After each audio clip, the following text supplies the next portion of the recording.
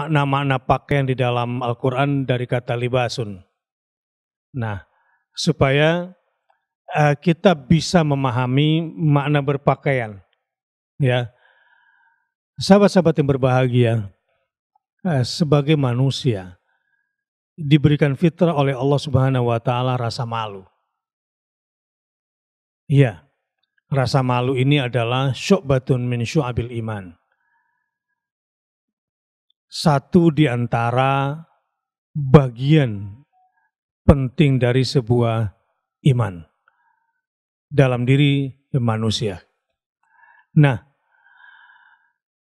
rasa malu ini yang membuat manusia memiliki karakter atau kepribadian. Katakanlah misalnya ketika pakaian itu sangat terkait dengan ketampanan dan kecantikan. Di dalam dunia kepribadian, misalnya bagi perempuan, perhiasan atau pakaian yang paling indah adalah rasa malunya. Semakin besar, semakin kuat, semakin suci rasa malu itu dipelihara, maka semakin cantiklah dia. Tentu demikian pula dengan para lelaki atau kaum Adam. Bahwa rasa malu adalah pakaian. Dan jangan coba-coba memakai pakaian Allah, yaitu kesombongan. Karenanya, di antara jenis pakaian manusia ada juga namanya libasus syuhrah. Pakaian kemasyhuran, yang konotasinya adalah pakaian kesombongan.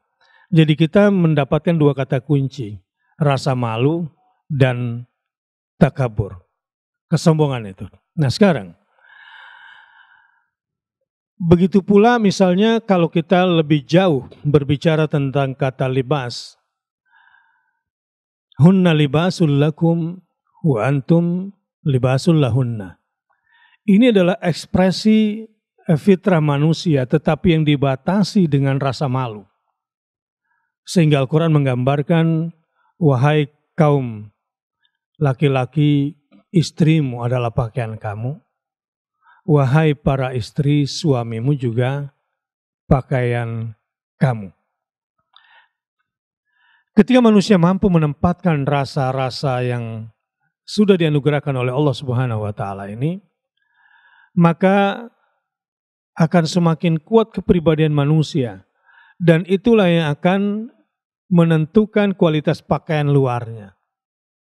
Misalnya, ada yang merasa nyaman dengan pakaian yang paling minim, tetapi ada yang sangat tidak nyaman ketika pakaian minim itu, walau terkadang sudah menutupi aurat secara fisik, namun ketatnya sehingga membentuk lekukan-lekukan juga membuat tidak nyaman bagi orang yang sudah dianugerahi oleh Allah Subhanahu wa taala rasa malu di dalam imannya.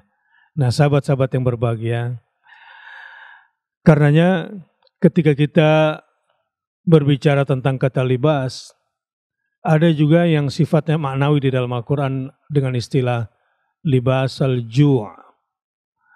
Fa'adzaqahallahu libasal ju'. Jadi seakan-akan kelaparan itu saking melekatnya pada diri manusia digambarkan sebagai pakaian, dan itu pakaian lapar, dan ini semacam bentuk apa ya? Kinayah ya. Kinayah ya. Nah, kemudian ada juga wa ja'ala lakumul laila libasan. Malam juga dijadikan sebagai pakaian bagi manusia oleh Allah Subhanahu wa taala. Karena malam ini menutupi semua yang terlihat. Iya. Seperti pakaian menutupi. Iya. Baik, jadi itu kira-kira gambaran Ustaz Deden, silakan dielaborasi.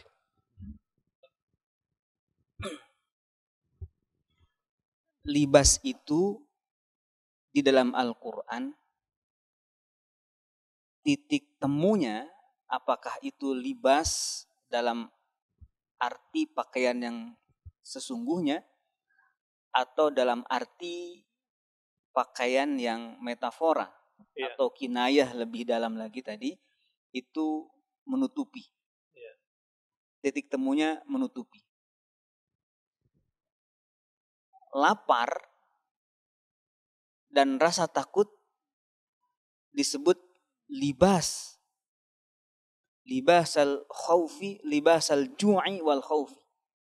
Itu saking melekatnya kelaparan, rasa lapar dan rasa takut itu, sehingga mereka terbungkus oleh rasa lapar dan rasa takut itu.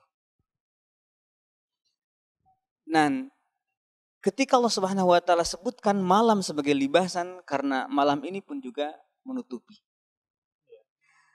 Dalam hal ini soal sandang dan pakaian standar yang wajib itu adalah menutupi aurat. Dan aurat itu apa? Aurat itu adalah rasa malu. Artinya bagian dari tubuh yang kalau terbuka itu malu. Dan itu bawaan fitrah manusia.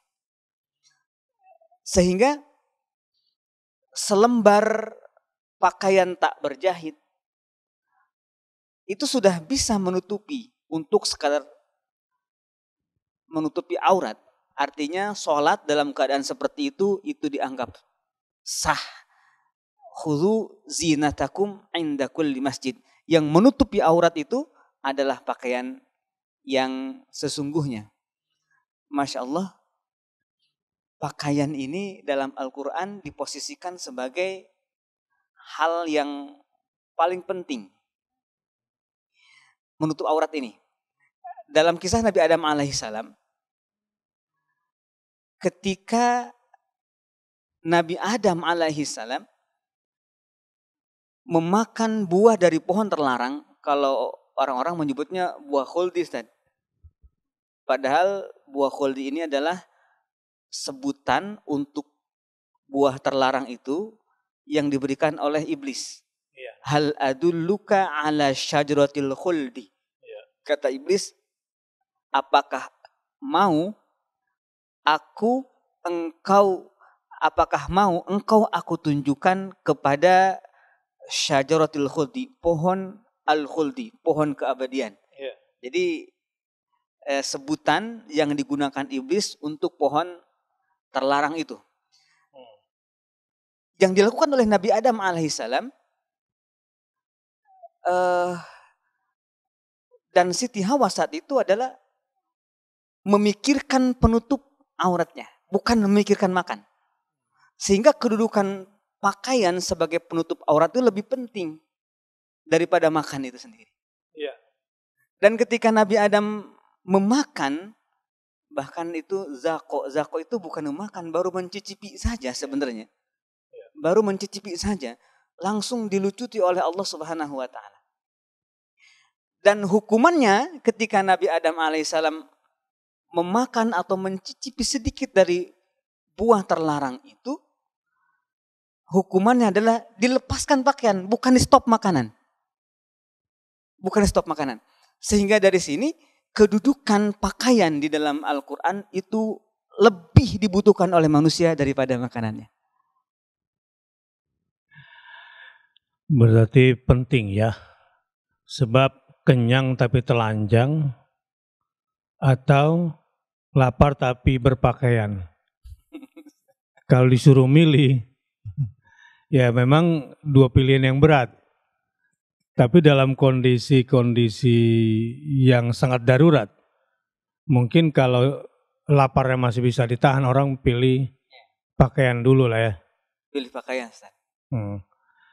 Mau kasih contoh misalnya gitu ya. Kita mandi di sungai. Pakaian kita dibolari sama monyet ke atas pohon. Gitu. Oh iya. Ya. Gimana? Sementara kita lapar dan kedinginan gitu. Kira-kira nunggu dapat ikan dulu nggak naik? Atau Ya teriak-teriak dulu cari pakaian, baru naik cari makanan di atas gitu ya. Ya makanannya kan ada di atas, sekalian aja naik buah. Tapi memang kalau disuruh memilih ya, Iya. ya ini cuma refresh saja sedikit betapa penting ya ternyata pakaian itu.